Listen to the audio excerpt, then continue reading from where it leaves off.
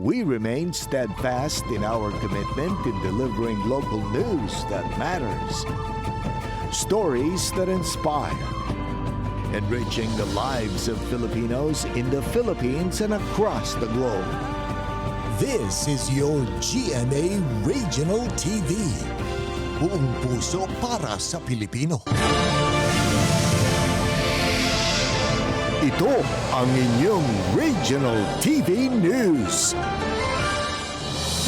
Magandang araw, ito ang inyong Regional TV News. Hatid namin ang mga pinakamalaki at pinakahuling balita. Mula sa Visayas, ako po si Cecil Kibod Castro. Mula rito sa Mindanao, ako po si Sara Hilomen Velasco. At mula naman dito sa Luzon, ako po si Chris Zuniga.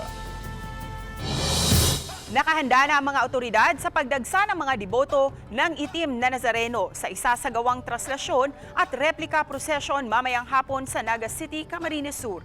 Live mula sa Naga City, si Chris Novelo ng GMA Regional TV, Balitang Bicolandia. Chris?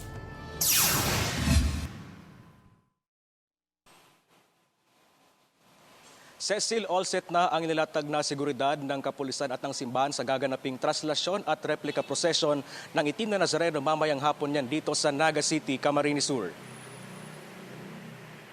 Pasado alas 8 kagabi isinagawa ang pagbibihis sa imahe ng Itim na Nazareno sa Holy Cross Parish sa Barangay Tabuco, Naga City, Camarines Sur. Ito'y bahagi ng paghanda para sa isasagawang traslasyon at replika prosesyon mamayang alas 6:30 ng hapon. Nagpaglaog kong digdi, hirak ng Diyos.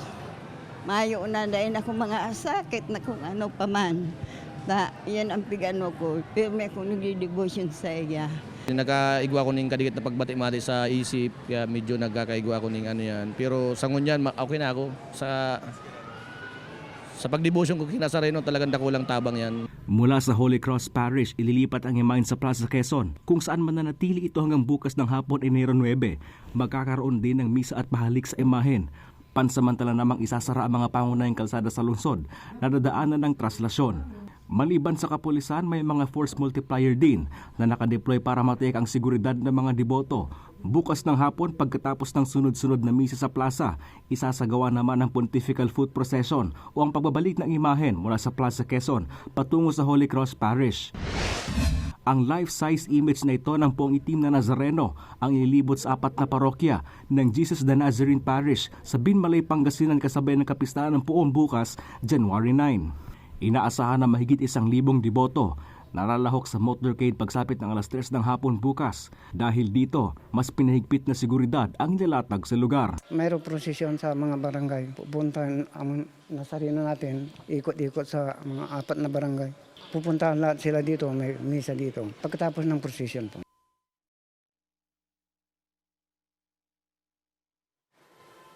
Cecil, matapos ang mga mahigpit na restrictions dahil sa COVID-19 pandemic nitong mga nakaraang taon, inaasahan ngayon ng Simbahang Katolika na mas maraming deboto ang dadagsa sa gaganaping traslasyon procession ngayong araw.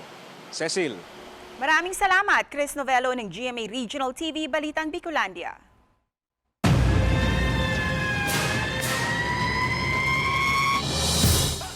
Mahigit sa 150 kabahayan sa Cebu City ang tinupok ng apoy sa magkahiwalay na sunog gabi noong Sabado. Sunog nag-iwan ng mahigit sa 10 milyong pisong danyos. Ang detalye sa ulat ni Alan Domingo ng GMA Regional TV, Balitang Bisda. Nangyari ang unang insidente ng sunog sa Sitio Kalapukan, Barangay Careta, pasado alas 9 noong Sabado, January 6. Tinupok ng sunog ang 66 na kabahayan kung saan 400 na katao ang apektado. Ayon sa BFP, tinatayang nasa 4.5 million pesos ang iniwang danyos ng sunog na naapula sa loob ng 1 oras. Hindi pa man nakapagpahinga ang mga rumisponding bumbero. Isang sunog ang sumiklab sa residential area sa Sitio Karipaan sa Barangay Basak Pardo. Ang pangalawang sunog ay nagsimula pasado alas 11 ng gabi at idiniklarang fire out mag-alas 4 kahapon ng madaling araw, January 7. Umaga ng linggo, bakas ang danyos na iniwan ng sunog sa 95 na kabahayan kung saan 420 individual ang apektado. Ayon sa BFP, tinatayang abot sa mahigit 5.2 million pesos ang iniwang danyos sa pangalawang sunog. Isa sa tinitingnang sanhi ng dalawang sunog ang faulty electrical wiring. Mga challenges nato no gawas nga hagipot ang dalan gamay kay daan kuan pagyud kuwangan ta sa tubig source of water no mao na ato mga responders ilang gisaksyon to lang nama to yung swimming pool sa wetland. Pansamantalang nanunuluyan sa evacuation centers ang mga nasunugan habang ang ilang apektadong mga residente at piniling maglagay ng tent malapit sa kanilang nasunog na bahay para doon manuluyan. Mula sa GMA Regional TV Balitang Misdak, Alan Domingo nagbabalita para sa GMA Integrated News.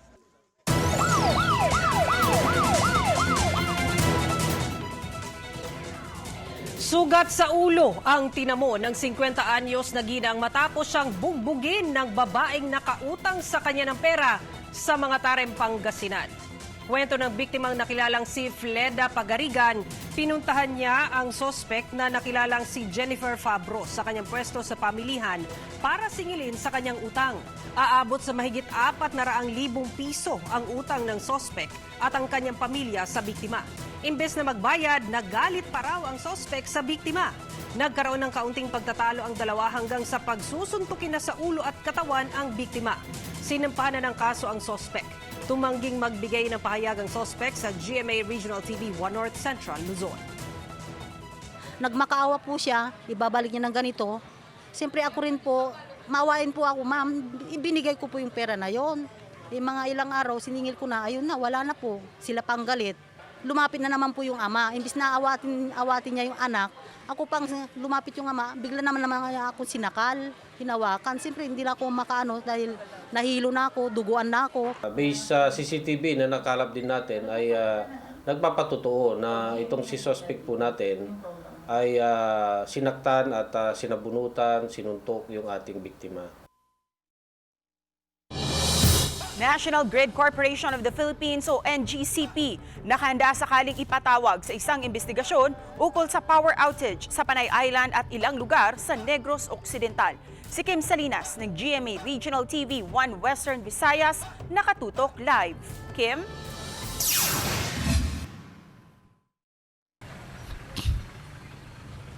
Cecil, balik normal na nga ang supply ng kuryente dito sa buong Panay Island.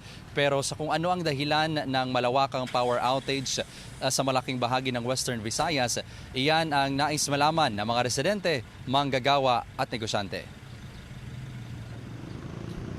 Naibalik ba ng supply ng kuryente sa Panay Island?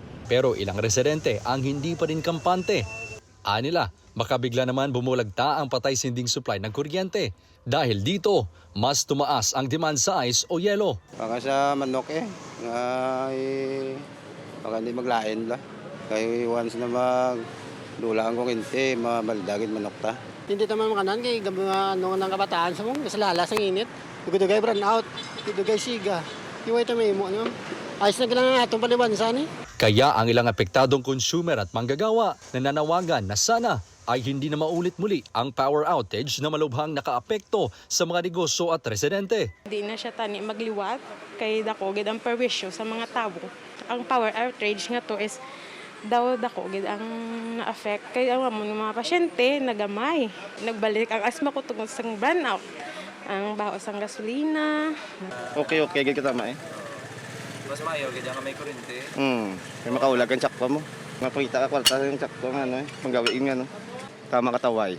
Sa gitna ng nangyaring power outage sa Panay Island, NGCP ang dapat magpaliwanag ayon kay Iloilo City Mayor Jerry Treñas. Nadismaya ang alkalde dahil walang nabuong solusyon o mga hakbang sa isinagawang pagpupulong kasama ang energy sector at iba pang local chief executive sa Western Visayas para tugunan ang naranasang power outage. Pananaw ko gapadungol lang ang NGCP. Gapadungol dito. Kung amuning klase ang sitwasyon nagalala, this happened 8 months ago, this can happen next month, this can happen next week. Kamu man kaluluoy, upod sa ako, tanan kita antos. Samantala, sa kinakaharap na problema sa supply ng kuryente, hindi lang sa Panay Island, kundi maging sa buong bansa. Panawagan naman ng NGCP sa bawat sektor sa energy industry na dapat ay may gawing solusyon. Pero meron ng namang kahinaan ang kahit anong parte ng sistema para magkaroon tayo ng pagkabuoang solusyon. Kailangan tingnan ang bawat sektor. Kasi meron mga solusyon na manggagaling sa NGCP, may solusyon na manggagaling sa distribution utility, at may solusyon na manggagaling sa generator. Handa naman ang NGCP na dumalo sakaling magpatawag ng investigasyon ang Kongreso.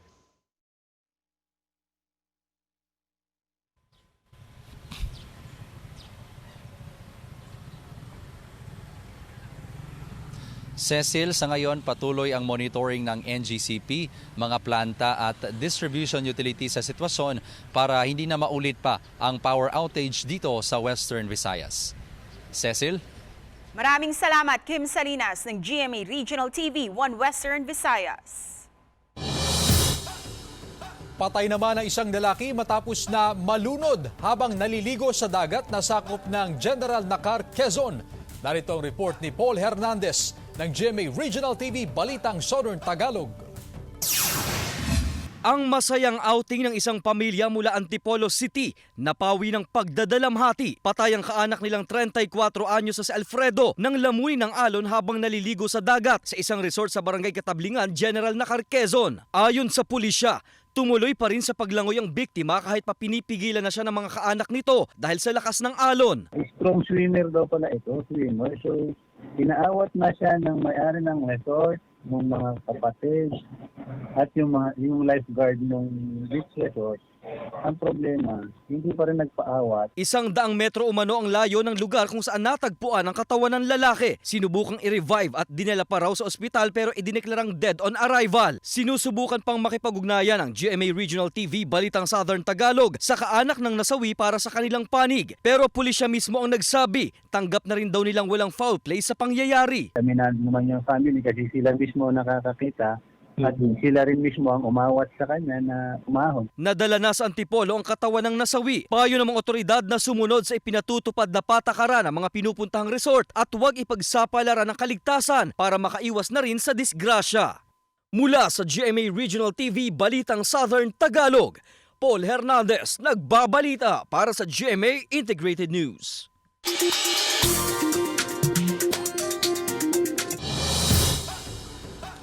Isang giant eel na may bigat na 7 kilos ang nahuli sa isang ilog sa Bula, Camarines Sur. Instant celebrity sa kanilang barangay ang 26 anyos na si Albert Colambo ng Barangay Kasugad sa bayan ng Bula, Camarines Sur. Ang kanya kasing larawan habang karga ang nasa 7 kilong malaking buriruan o giant mottled eel o igat. Nakuha ang atensyon ng mga netizen. Nahuli ng kanyang pinsan sa Balaugan River ang naturang malaking igat. Binili raw ito ni Albert para ipadala bilang regalo sa kanyang tiyuhin na sundalo na nakatalaga sa Fort Bonifacio. Dahil kung bibilin sa palengke, 500 pesos per kilo ang ganito kalaking igat. Pero ito, nabili lamang daw ni Albert sa halagang 200 pesos ang kada kilo. Hiniwa ni Albert sa 44 na piraso ang malaking igat. 8 piraso nito ang ginawa raw niyang paksiw, habang ibang natira na piraso inilaan na para sa kanyang tiyuhin. Ayon sa BFAR Bicol, pwedeng umabot ang timbang ng isang giant mottled eel ng hanggang 16 kilos. Ligtas din daw itong kainin dahil malinis ang water quality ng kanilang natural habitat. Panregalo ko po ito duman sa tito kong sundalo. Padara ko duman sa Fort Bonifacio. Tigbuno ko na, tig-slice ko na po ito. Tapos ready to ship na. Kasadyahan sa Kabanwahanan na isa sa mga highlights ng Dinagyang Festival 2024 ngayong Enero, kasado na. Patikim na performance ipinamala sa opening salvo. Nakatutok si Zen Kilantang Sasa ng GMA Regional TV 1 Western Visayas. Siyam na tribo ang nagpakitang gilas na kanilang performances. Binubuo ito ng iba't ibang festivals mula sa ilang bayan ng probinsya ng Iloilo. Opening salvo pa lang, pero todo na ang performance ng mga lumahok, gaya ng Kaing Festival ng Leon, Kasag Festival ng Banate, Saad Festival ng Leganes, Katagman Festival ng Oton, Pantat Festival ng Zaraga, Tultugan Festival ng Maasin, Banaag Festival ng Anilaw, Cry of Helicon Festival ng New Lucena, at ang defending champion na Hinirugyaw Sugidanunay Festival ng Kalinog. Ayon kay Iloilo Governor Arthur Defensor Jr. na ipamalas sa nasabing aktibidad ang mga ipinagmamalaking kultura at tradisyon sa kapistahan ng mga bayan na lumahok sa kompetisyon. Gusto natin nga may painsin natin naman kasi manwa. Kasadyan sa Kabanawanan is the fun, foodie, friendly festival of festivals. Para if you want to appreciate more Kasadyahan, that is composed of the different festivals. Makakatanggap naman ng 1 million pesos cash subsidy ang bawat tribo na lalahok. Sa Enero 27, gaganapin ang kasadyahan sa Kabanwahanan na isa sa mga highlight ng Iloilo Dinagyang Festival 2024. Mula sa GMA Regional TV 1 Western Visayas, Zen Kilantang Sasa, nagbabalita para sa GMA Integrated News. Ito ang inyong Regional TV News.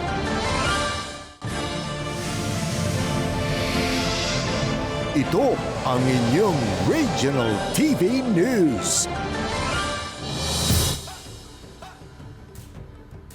Itinanggi ni dating Pangulong Rodrigo Duterte na sangkot siya sa kumakalat na di umano'y tangkang destabilisasyon laban sa Administrasyong Marcos. Gusto rin niya makausap si Pangulo Marcos kaugnay sa pagsususpende sa Sunshine Media Network International o SMNI. Naritong report. Nababahala raw si dating Pangulong Rodrigo Duterte sa 30-day suspension na ipinataw sa Sunshine Media Network International o SMNI kung saan mayroon siyang programa. Ayon kay Duterte, hindi raw nasunod ang tamang proseso. Bunsod nito, nais daw ni Duterte na makausap si Pangulong Bongbong Marcos. Kasi nadali yung aking gikan sa masa. Isali ko na lang yung akin because yun ang importante sa akin yung I do not want to confront the President, but rather I'd like to talk to him indirectly kung bakit ganon. Ayon kay Presidential Communications Office Secretary Cheloy Garafil, lagi raw available si Pangulong Marcos para kay Duterte. Makikipag-ugnayan din daw ngayon si Pangulong Marcos kay Duterte kung gusto nitong makipagpulong. Muli namang tinanong si Duterte kaugnay sa kumakalat na destabilization plot daw kung saan may pulong umanong nangyayari sa mga retired general sa Davao City. Itinanggi ni Duterte na sangkot siya dito. Sino namang gagong pulis o pati military na magkipag-meeting sa akin to disturb? You must be crazy. Who do you think is nag-leak naman ganyan ng mga balita? What do I think? It's all their insecurity maybe. Wala raw siyang dahilan para pangunahan ang pagpapabagsak sa Administrasyong Marcos. It's all in the mind. Why would I bother to tinker with these things at this... bakit ko hindi ginawa yan when I was at the height of my... naging presidente na ako? Well, for what purpose? I'm comfortable with Marcos. Wala raw siyang problema sa Pangulo at wala raw mali sa direksyon ng kasalukuyang administrasyon. Sa usapin naman kung muli siyang sasabak sa politika, iginiit ni Duterte na retired na siya rito. Mula sa GMA Regional TV 1 Mindanao, Sara Hilomen Velasco, nagbabalita para sa GMA Integrated News. Mga aktibidad sa 459th Sinulog Fiesta ng Senyor Santo Niño sa Cebu sisimula na ngayong linggo. Ang detalye sa ulat ni Alan Domingo ng GMA Regional TV Balitang Bisda. All systems go na para sa pagdiriwang ng 459th Fiesta Senior sa Cebu ngayong taon. Dahil wala ng restrictions, inaasahan ng pamunuan ng Basilica del Santo Niño ang pagdagsa ng mga dibuto sa mga gagawing penitential walks. Sa Huwebes, January 11, isasagawa ang Walk with Jesus na hudyat sa pagsisimula ng 9-day novena para sa Batang Jesus. Sa ikasyam na araw naman, gagawin ang Walk with Mary.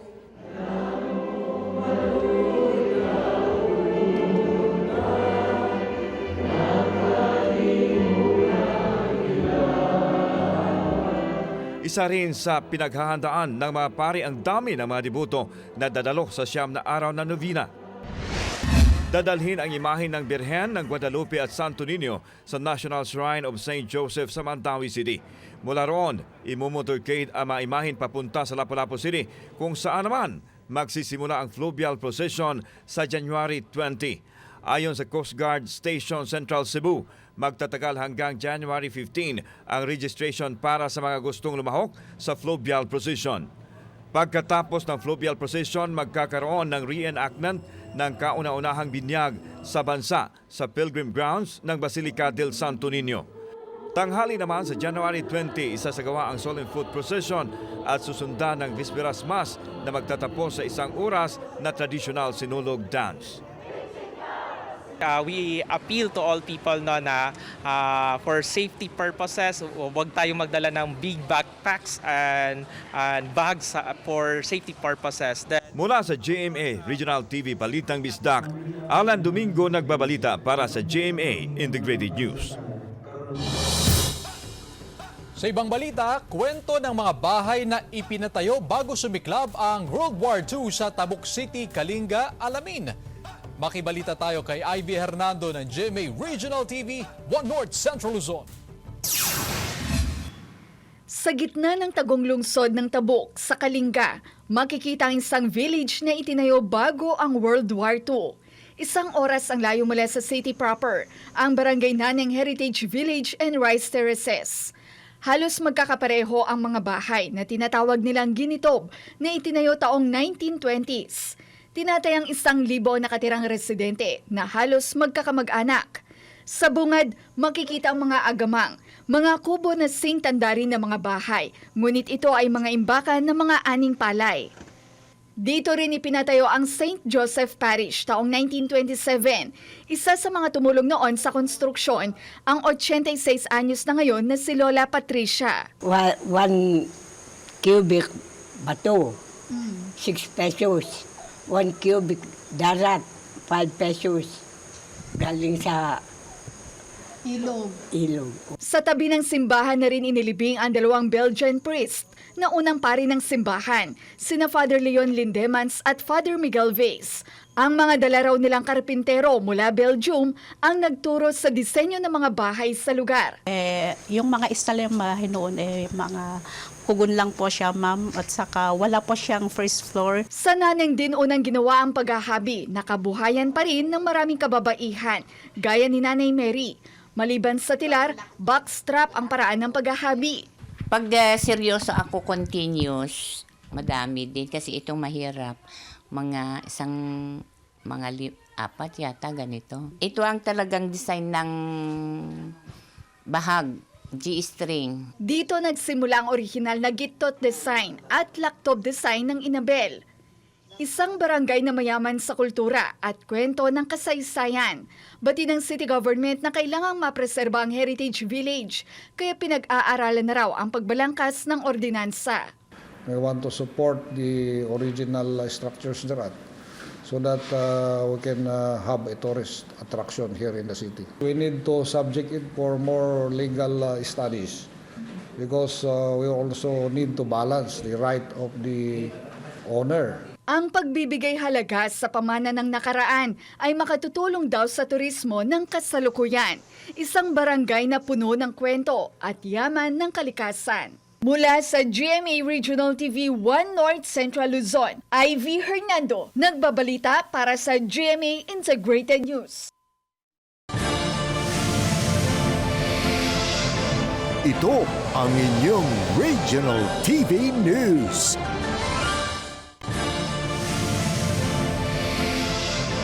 Ito ang inyong Regional TV News. Handa na ang Nazareno Parish sa Cagayan de Oro City sa mga isasagawang aktibidad bilang pagdiriwang sa kapistahan ng itim na Poong Nazareno bukas. Ang detalye sa live report ni Cyril Chavez ng GMA Regional TV 1 Mindanao. Cyril? Cecil, sa ngayon, tuloy-tuloy ang paghahanda ng kawani ng simbahan at ng LGU dito sa Nazareno Parish. Kanina nga, may nakita tayo mga kawani ng LGU kung saan naglagay na sila ng barricade nga magiging gabay ng mga deboto papasok at palabas ng simbahan. Magpapatupad rin ang simbahan ng one entrance and one exit policy sa mismong araw ng traslasyon ng puon. Magiging mahigpit rin ang gagawing seguridad sa loob ng simbahan o yung mga papasok sa simbahan. Paalala ng otoridad, bawal magdala ng mga ipinagbabawal na gamit tulad na lamang ng backpack at water tumbler. Pinagbabawal rin ang pagsuot ng jacket at sombrero. Paalala ng otoridad, sundin ang mga pulisiya na ipinapatupad ngayong traslasyon. Kahapon pa lang, may mga deboto nang dumalaw para sa pahalik at pagpupunas ng panyo kaugnay ng pagdiriwang ng kapistahan ng itim na puong Nazareno dito sa Nazareno Parish sa Cagayan de Oro City. Ang deboto na si Kinsel Maisa kahapon na nagsimba dahil may trabaho siya at pasok ang mga anak sa paaralan sa araw ng traslasyon bukas. Dugay taod-taod na po nga wala kabalik. Kuan, kami gapon, 4 gapon. Mga 2 years ago, nga wala nakablakarin pa. Naliguro na. Nagsimba rin ang pamilya Rata na ipinagpasalamat na isa ng guro ang kanilang ama na si Romel. Dugay na magugato. So, karon lang siguro nag-grant. Experience na ako. Fulfill kita mong giwish ba. Bago ang pandemya, umaabot sa halos 60,000 na deboto ang nakilahok sa traslasyon dito sa lungsod noong 2014. Samantala, simula kahapon, puspusa na ang pag-aayos ng mga iho sa andas na paglalagyan ng imahen ng itim na Nazareno. Bagamat pinapayagan pa ang pagpupunas ng panyo at ang pahalik sa imahen, ipagbabawal ng simbahan at kapulisan ang nakasanayang paghahagis ng panyo o mga damit habang umaandar ang andas sa isasagawang traslasyon. Ito ay para na rin daw sa seguridad ng lahat. I-delay siya kay pwede pang ilabay ng t-shirt nga naiiho, naihos, na-black na sa rin, pero apil na din Granada. Natay sufficient na number sa pulis na i-deploy ang higayon na. Pero rest assured nga dili ito dili na ito mabalik itong previous comment nga na-overkill dito, which is na-overlook ang uban ng mga kali. Sa pagkakaroon, wala. Amo na nang sanitize. May paghihigpit din para sa mga nagbibenta ng mga memorabilia sa paligid ng simbahan. Kini mga mamaligya ay mga vendors nagsita og area or kanang gilayon og gikan dinhi sa Nazareno Church at least 100 meters dili sila makaduol gid sa simbahan. Alas 7 mamayang gabi, ililipat ang imahe ng puon mula sa Nazareno Parish patungo sa St. Agustin Cathedral Church. Doon ay sasalubungin ito ng isang misa. Nasusundan naman ng isang vigil hanggang hating gabi. Alas 5 ng madaling araw bukas, magsisimula na ang traslasyon na inaasahang tatagal ng mahigit 2 oras. May mga isasara ring kalsada para sa traslasyon. Samantala sa Davao City, nakahanda na rin ang andas kung saan isasakay ang imahe ng itim na Nazareno sa isasagawang traslasyon bukas mula sa San Alfonso Parish sa Mandog patungo sa Our Lady of Peña Francia sa Barangay Tigato. Inaasa more or less 150 katao ang uban sa pagprosesyon. Unya, pag-abot diri sa kapilya para sa Santos na misa, I think naasa 500 to 600 maximum ang tao nga manimba diri. Ibinalik na rin ang pagpahid kaya pwede nang magdala ng panyo ang mga deboto at ibinalik na rin ang pahalik sa itim na puong Nazareno. Bunsod ng maluwag na ang restrictions ngayong taon. Sa Black Nazarene Chapel naman sa New Lanzona, Barangay Matina Crossing, Davao City, nakasabit na ang flag sa lugar para sa pagdiriwang ng ika-15 taong kapistahan ng itim na Nazareno sa lungsod. Maraming salamat sa Cyril Chavez ng GMA Regional TV 1 Mindanao. Samantala, mapapanood niyo po ang episode na ito sa official website ng GMA Regional TV, www.gmaregionaltv.com. Pwede rin kayong bumisita sa aming official YouTube channel, GMA Regional TV, at i-click ang subscribe button para sa pinakaminit na balita mula sa mga rehiyon. Nais naming pasalamatan ang mga kapuso sa iba't ibang panig ng Pilipinas, maging ang mga kapuso natin abroad. Dahil sa GMA Regional TV, Local News Matters. Kami ang Regional TV News, buong puwersa para sa mas malaking misyon at mas malawak na paglilingkod sa bayan.